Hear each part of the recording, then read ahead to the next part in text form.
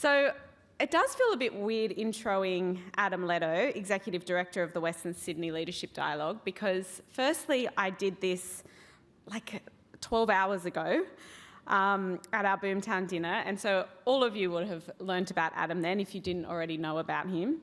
And B, because we all know him. Adam is a true advocate and champion of Greater Western Sydney, and we're really lucky to have his voice at the dialogue.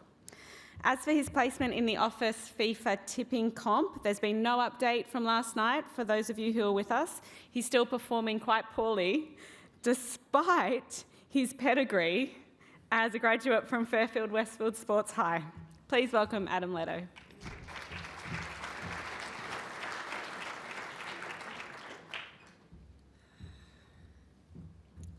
Thought with that second introduction phase you'd let go of the FIFA tipping comp, but still there. Well done. Thanks, and good morning, everyone. Welcome to our annual Boomtown conference, which follows on from our, as Faith mentioned, our very successful awards dinner last night, this very same venue.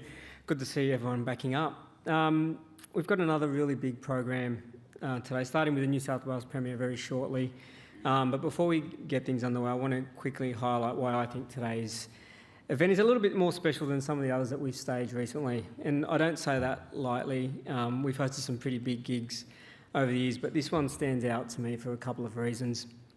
The first and the most obvious one is that we've got a state election just over 3 months away, a contest that is expected to be the closest in probably around a decade. It's also been highlighted by both parties that the path to victory will most likely take place via Greater Western Sydney.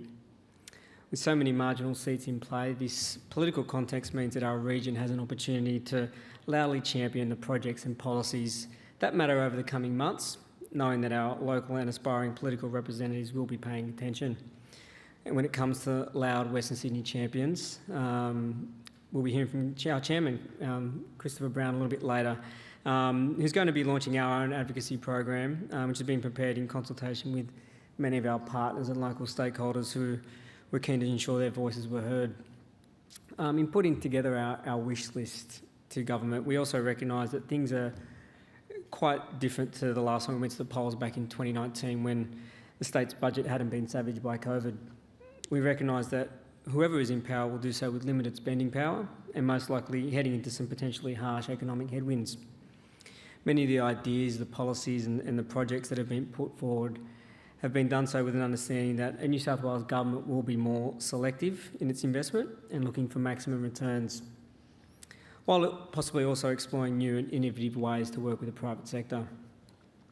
The good news, and the second point I'd like to make is why I think today's a little bit different, is when it comes to delivery, things are already happening. While our first series of Boomtown events often talked about the potential of the region and the importance of new transport links, the growth of our precincts and the need for continued engagement with private sector in the communities, what we're seeing now is the seeds that were planted many years ago are starting to sprout. Don't get me wrong, there's still plenty more to do, and you'll be hearing plenty about that stuff today and more so leading up to March, but there is stuff actually happening. We saw last night with our Project of the Years, which attracted the biggest government industry response to these awards that we've ever had.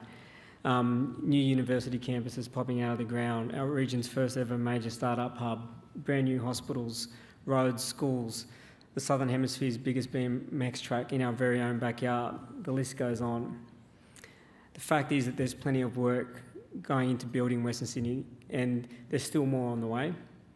Most pleasing is that it's not just big shiny towers either.